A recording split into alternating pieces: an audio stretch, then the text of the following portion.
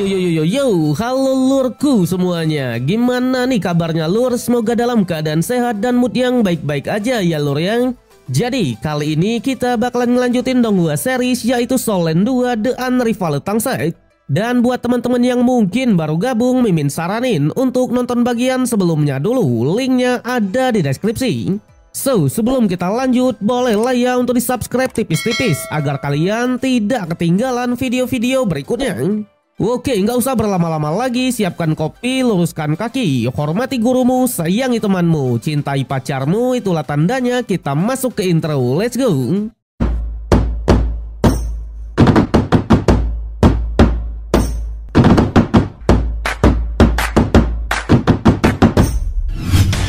Oke lur, mengingat sedikit dari episode kemarin, di mana setelah berhasil membuktikan kekuatan serta kemampuannya di depan Paman Tai dan Paman Niu kemarin, Yu Hao kembali lagi ke kampung halamannya, lebih tepatnya di Kekaisaran Xinglu di makam dari ibunya.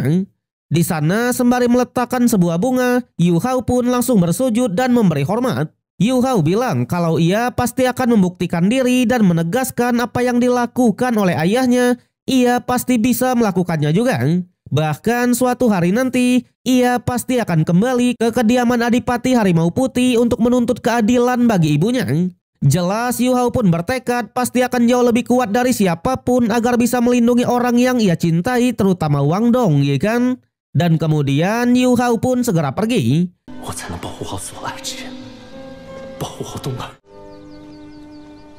Tapi kebetulan di dalam kota, lebih tepatnya di Kekaisaran Xinglu, terdapat sebuah poster yang mengumumkan kalau prajurit cadangan ke-6 sedang membuka perekrutan. Para warga yang memang dendam dengan Kekaisaran Ryu berbondong-bondong mendaftarkan diri untuk menjadi prajurit di Kekaisaran Xinglu, termasuk Yu Hao itu sendiri. So, jadi tesnya hanya mengangkat sebuah batu gembok. Ada 5 batu dengan bobot yang berbeda. Batu mini, batu kecil, batu sedang, batu besar, dan batu jumbo. Tentunya semakin berat batu yang bisa diangkat, semakin tinggi juga tingkatan prajurit yang akan didapat. Saat itulah kita pun diperkenalkan oleh berbagai orang. Geda Zhuang yang masih berumur 23 tahun mencoba keberuntungannya untuk mengikuti tes tersebut. Tapi di sana si gendut yang bernama Dapang malah mengatakan kalau 3 batu pertama adalah milik pasukannya. Jadi mau tak mau Da Zhuang harus mengangkat batu yang besar. Sama halnya dengan Yu Hao, dia yang mendaftarkan diri sebagai Tangdong dengan latar belakang seorang petani karena hanya tersisa 1 batu gembok saja, jadi Yu Hao harus mengangkat batu ukuran jumbo. Sudah jelas hampir semua orang langsung meremehkannya karena memang sampai detik ini belum ada satupun orang yang bisa mengangkat ukuran jumbo. Tapi Yu Hao berbeda ya kan? Di sana ketika tes dimulai, 4 peserta lain berhasil mengangkatnya. Namun Yu Hao tak hanya mengangkat batu dengan begitu mudah, melainkan hanya dengan sekali genggaman saja, batu tersebut langsung hancur di tempat ya lur ya. Wede. Dengan ini semua pun dinyatakan lolos termasuk Da Zhuang dan juga Yu Hao, di mana Yu Hao mendapatkan peringkat 1 dari ujian ini. Barulah setelah itu mereka pun masuk ke dalam barak untuk menjalani latihan resmi. Di sana kita pun diperkenalkan oleh komandan batalion kedua, prajurit ketiga divisi ke-7 dari cadangan yang ke-6 yang bernama Zhuang Tian. So, jadi semua pasukan yang baru mendaftar ini akan berada di bawah komando dari Komandan Zhuang selama 3 bulan lamanya. Tentunya ia pun mengingatkan kalau pelatihannya sangatlah ketat, di mana jika dalam waktu 3 bulan masih ada yang tidak lulus, maka kemasi saja barang-barangnya. Dengan ini ospek lapangan pun resmi dimulai. Sejadi layaknya latihan militer, semua anggota disuruh melatih berbagai hal, dari fisik, mental, dan lain-lain.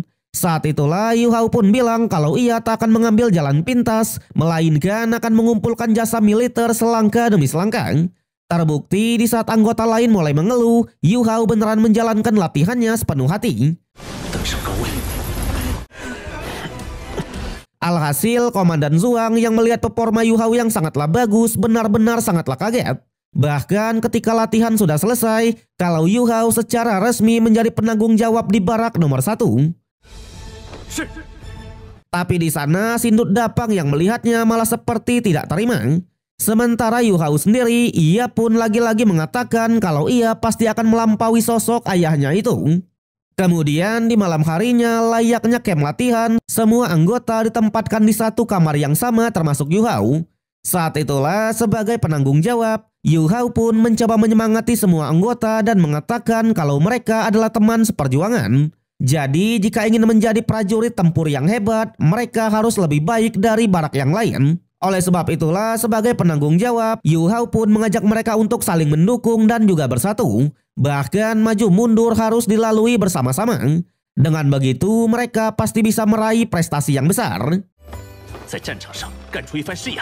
Mendengar itu, Dazuang langsung menjadi orang pertama yang setuju akan hal itu. Tapi untuk Dapang, yang dari awal memang tak senang kepada Yu Hao, malah menentangnya. Ia bahkan berdiri tegak, menghina dan meremehkan Yu Hao. Sudah jelas sebagai seorang Master Roh, tanpa banyak basa-basi lagi, Yu Hao pun langsung memberinya pelajaran manja, iya kan? Ia bahkan menegaskan apa yang ia sampaikan tadi bukanlah sebuah saran, melainkan adalah sebuah perintah. Jadi semua orang harus menurutinya. Alhasil setelah melihat kemampuan tersebut, semua anggota di camp pun langsung nurut kepada Yu Hao ya lur ya. Waduh. Keesokan harinya latihan pun dimulai lagi. Di sana Yu Hao pun sadar selain dirinya, ternyata ada satu orang lagi yang merupakan seorang Master Roh. Tapi karena para anggota dari barak nomor 1 sudah datang terlambat, mereka semua pun harus dihukum dan latihannya menjadi berlipat ganda. Meski begitu, beberapa anggota tetap menjalani latihan dengan serius. Namun di saat itu jugalah, Master Roh di samping Yu Hao tiba-tiba malah menjadi gugup. Ternyata barak mereka kedatangan seorang komandan lagi. Dia adalah komandan prajurit ketiga, divisi ke-7 dari anggota cadangan ke-6 yang bernama Suyun. Di mana jika mereka berhasil lulus semua dari ujian ini, barak nomor 1 akan berada di bawah pimpinan dari komandan Suyun. Di sana Suyun pun langsung menanyakan soal kualitas dari barak tersebut. Sudah jelas Komandan Zuang hanya bilang meskipun secara keseluruhan sedikit buruk, tapi ada beberapa orang yang benar-benar sangatlah hebat. Pada akhirnya Komandan Zuang pun memanggil Yu Hao dan seorang pria yang bernama Dai Luli untuk maju ke depan. Ternyata Dai Luli inilah yang dicurigai oleh Yu Hao sebagai Master Roh juga. So jadi Yu Hao diangkat secara resmi menjadi komandan dari regu pertama, sedangkan Dai Luli diangkat sebagai wakilnya. Jadi untuk kedepannya, Luli harus membantu Yu Hao dalam mengelola barak. Singkat cerita, di malam harinya, ternyata kecurigaan Yu Hao adalah benar. Luli beneran seorang Master Roh. Saat itulah Yu Hao pun teringat lagi dengan masa kecilnya dulu, di mana ada seorang anak kecil yang tak sengaja menabraknya. Dan anak kecil itu ternyata adalah Luli ya lur ya. So jadi ibu Dai Luli ini rupanya adalah istri dari Dai Hao atau Adipati Harimau Putih sekaligus ayahnya Yu Hao juga. Jadi bisa disimpulkan kalau Luli ini sebenarnya adalah saudara tirinya Yu Hao. Tapi berbeda dengan saudara tiri yang lain, baik ibu Luli ataupun Luli itu sendiri, mereka sangatlah baik kepada Yu Hao dan ibunya. Bahkan meskipun ibunya Yu Hao sudah diusir dari kediaman utama, ibu Luli terus memberikan bantuannya.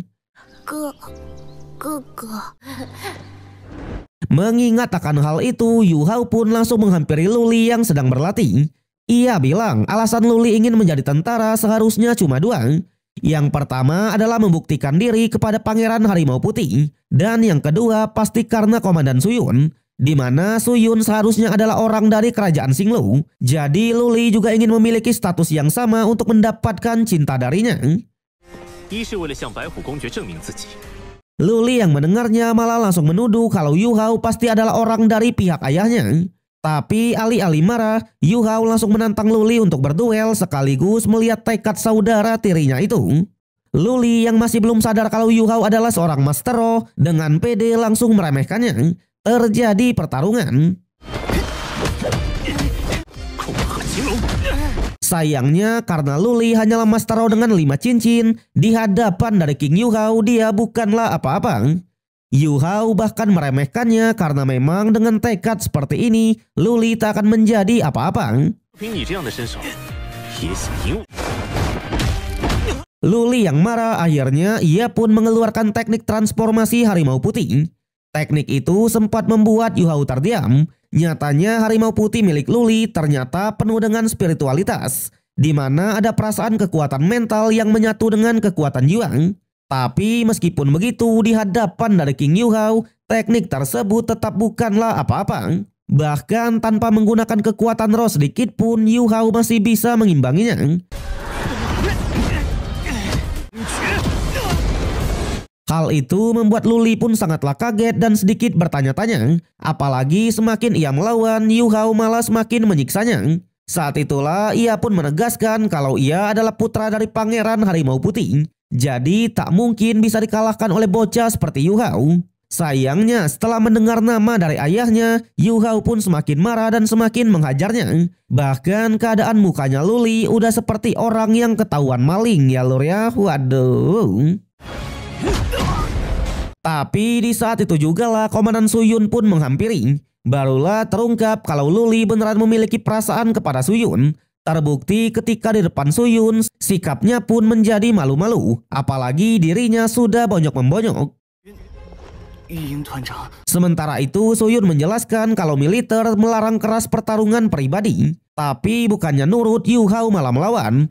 Ia bahkan langsung menggunakan kekuatan mental untuk menyerang wanita tersebut. Tindakan itulah yang membuat Luli pun kembali murka. Bahkan saking murkanya, ia pun berhasil memicu roh pelindung mutasi miliknya. Jadi roh pelindung dari Luli ini adalah atribut ganda kekuatan dan juga mental. Yu Hao bilang, jika Luli berlatih dengan metode kultivasi harimau putih dari warisan Adipati, maka sekeras apapun ia berlatih, hasilnya pasti akan setengah-setengah. Oleh sebab itulah Luli harus memicu bagian dari atribut mentalnya agar bisa meningkatkan kekuatannya. Pada akhirnya Yu Hao pun menyudahi pertarungannya dan membuat Luli tak sadarkan diri. Saat itulah Suyun pun sedikit bertanya-tanya sebenarnya siapa Yu Hao ini. Ia bahkan menebak kalau Yu Hao adalah mata-mata dari Kekaisaran Ryu. Tapi di sana Yu Hao hanya bilang melihat mereka yang saling memperdulikan, ia juga memiliki orang yang ia sayangi. Pada akhirnya Yu Hao pun segera menghampiri Suyun, membuat Luli pun lagi-lagi sangatlah panik, ya kan? Tapi sayang episode yang kali ini harus berakhir sampai di sini. So, bagaimanakah kelanjutan dari King Yu Hao? Kalau kita lihat dari preview episode berikutnya, terlihat di Kekaisaran Xinglo malah sudah terjadi sebuah pertarungan besar. Yu Hao bahkan sampai menunjukkan kekuatannya. Tak hanya Yu Hao, Dai Hao juga turun tangan ya lur ya. Namun kita harus menunggu sampai minggu depan untuk mengetahui kelanjutannya. Arigatou.